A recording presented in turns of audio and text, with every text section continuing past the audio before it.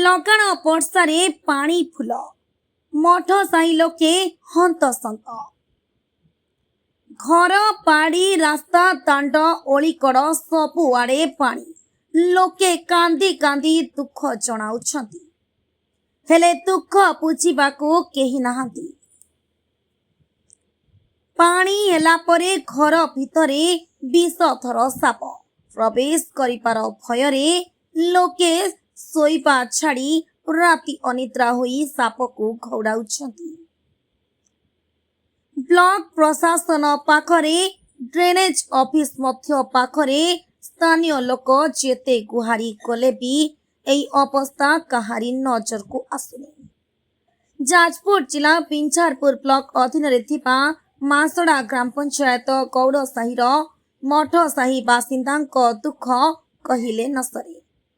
लगाण वर्षारे पानी निष्कासन होई पारुनी पानी होई पारु नथि पारु पानी घर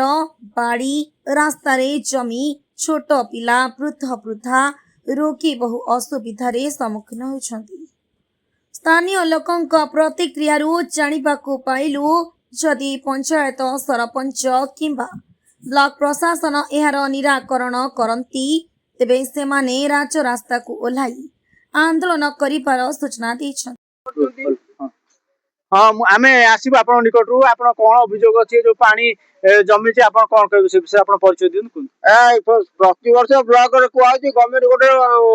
ड्रेन करछि से ड्रेन रे पोती हो गलानी से ड्रेन रे पानी जाउनी आ जेते एठी कहला कि केही सुनु ना कि सरपंच माने सुनु ना आमे पानी काजर पड़छु आपन कोन करिमु तो ठीक अछि आपन कथा प्रचार प्रसार निश्चित भाव रे करिवु जोटा कि हम समस्या आपन समस्या समाधान हेला पर्यंत आमे एहाकू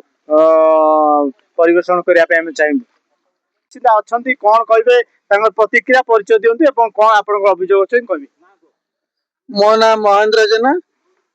आम घर गौड़ से मठ से बड़ मठ से 7 नंबर वार्ड कोन आपन अभियोग अछि जो पानी आपन अभियोग बा हेई आया सब वर्ष एई भलिया वर्षा आउची पानी आउची घरे साप पस जाउचनी गोदी पस जाउचनी राति सारा सोई होउनी छुआ पिला एटी टिके पदा को भी बाहर करनाती पाइखानार सुविधा नाही एटी आमे झाड़ा भी जाई परनु झाड़ा पई हमर स्त्री लोक माने 2 दिन हेलानी झाड़ा से जाई परनाती। आपन एई जे परिस्थिति पई आपन काकू दाई करबे आमर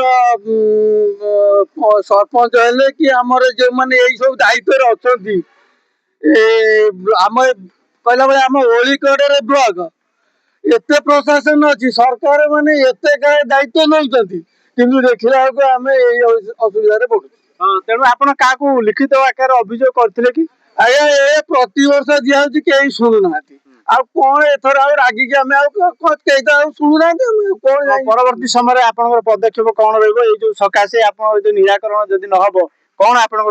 राज्य रास्ता को लेमु रास्ता रे को करिमु न रास्ता रे बसिमु न ब्लॉक तो पाखर अछि नै स्त्री माई को ने कि धरि बसिमु आ कोन करिमु। ओ धन्यवाद आपन सूचना पई हम निश्चित भाव रे प्रचार प्रसारण करिया चाहिबो आपे एटार उपस्थित स्त्री लोक मान अछंती जोटा कि एई अवस्था रे अछंती माने आठिए पानी रे ए मानकर अभियोग अछि प्रतिवाद करचंदी आपन तांग पाखु निकट को जिबा आपन कोन कहबे जे एई जो परिस्थिति पे आपन काकू दाई करबे कोन आपनकर अभियोग अछि कोन कहबे। सरपंच को दाई करमु आ काकू दाई करमु हमर टिके वर्षा हला बेल को पानी हम घर द्वार पसी जाउची साप बेंग हम घरे पसुची आमे राति रे सोई बसी पारुनु एया ठीक अछि आपनकर कथा हम बुझी पारुछु निश्चित भाव रे प्रचार प्रसार करिया चाहिबो सरपंच को निश्चित भाव रे हम सरपंच को अनुरोध करबे जे यार निराकरण पई तेणु आपन कोन कहबे किए किछ कहबे कि जे अभियोग जो अछि माउस कोन कहबे तल टकिया तल गोडे साप आपन ऊपर केतोल बाहला ए पानी पई सापु दे बाहला ये संत बेले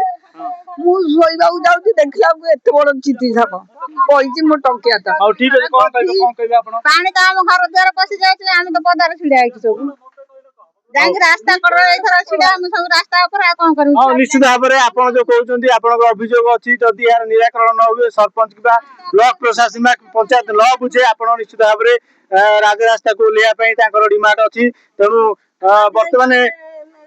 ଆମେ ଚଳିପାରିବୁନୁ ଠିକ। ଆମେ ରାଜରାସ୍ତା ବୋଲି ବାଧ୍ୟ ହେଇଛୁ ଆଉ କଣ କରିବୁ ଠିକ ଅଛି ଆପଣଙ୍କର କଥା ଆମେ ବୁଝିପାରୁଛୁ ନିଶ୍ଚିତ ଭାବରେ ପ୍ରଚାର କରିବା ପାଇଁ ଆମେ ନିଶ୍ଚିତ ଚାହିଁବୁ ବର୍ତ୍ତମାନ ଆମେ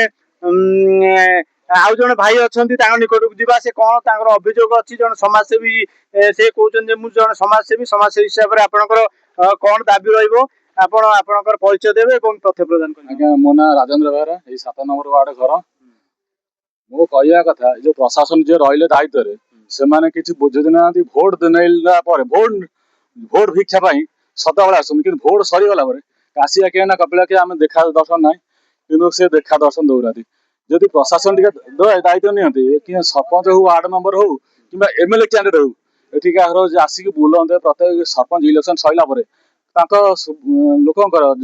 ସୁବିଧା ଅସୁବିଧାରେ ଟିକେ ଠିଆ ହୁଅନ୍ତେ ଡ୍ରେନ୍ ଟିକେ ପ୍ରତି ବର୍ଷ ସଫା କରନ୍ତେ ଏତେ ଲୋକ ଅସୁବିଧା ହୁଅନ୍ତେନି। ସେଇଥିପାଇଁ ଆମେ ଅଭିଯୋଗ କରୁଛୁ ଯେ ଆପଣ ନିକଟରେ କିମ୍ବା ଆପଣଙ୍କ ମାଧ୍ୟମରେ କିଛି ଗୋଟେ ସୁବିଧା କଲେ ଲୋକଙ୍କର ଭଲ ହୁଅନ୍ତା। ଆଉ ହଉ ଠିକ ଅଛି ଆପଣ ଯୋଉ କହିବା କଥା ଯେ ଡ୍ରେନେଜ ର ଯୋଉ ସଫାସୁଫି ହଉନାହିଁ ସେଥି ସକାଶେ ଏଇ ସବୁ ସମସ୍ୟା ଘଟିଛି ପାଣି ଜମିଛି ଲୋକମାନେ ଅସୁବିଧାରେ ଅଛନ୍ତି ସାପ ମଧ୍ୟ ଘର ଭିତରେ ପଶି ଯାଉଛି ଛୋଟ ପିଲାମାନଙ୍କୁ ଥଣ୍ଡା ହଉଛି ଜର ହଉଛି ଏଇ ସବୁ ଅଭିଯୋଗ ଅଛି ତେଣୁକରି ଠିକ ଅଛି ନିଶ୍ଚିତ ଭାବରେ ଆମେ ଚାହିଁଛୁ ଏଇ ଯୋଉ ସମସ୍ୟା ଯୋଉ ଘଟିଛି ମୁଁ କ୍ୟାମେରା ମାନଙ୍କୁ କହିବି ନିଶ୍ଚିତ ଭାବରେ ସେପଟେ ଯୋଉ ପାଣି ଜମିଛି ସେପଟେ ଦେଖେଇବେ ଆଉ ଯୋଉ ପାଣି ଏଟା ଆଣ୍ଠୁଏ ଠାରୁ ଆହୁରି ଅଧିକ ପାଣି ହେଇଛି ସାପ ପ୍ରବେଶ କରୁଛି ତେଣୁ ତାଙ୍କର ଅଭିଯୋଗ ଅଛି ଯେ ଘର ଚାରିପଟେ ପାଣି ହେଲା ବେଳକୁ ଛୋଟ ପିଲାମାନଙ୍କୁ ଥଣ୍ଡା ବୟସ୍କ ମାନଙ୍କୁ ଥଣ୍ଡା ଜ୍ୱର ଇତ୍ୟାଦି ହଉଛି କିମ୍ବା ପରବର୍ତ୍ତୀ ସମୟରେ ସଂକ୍ରମଣ ହବାର ବହୁତ ଚାନ୍ସ ଅଛି ତେଣୁ ଆମେ ଅନୁରୋଧ କରିବୁ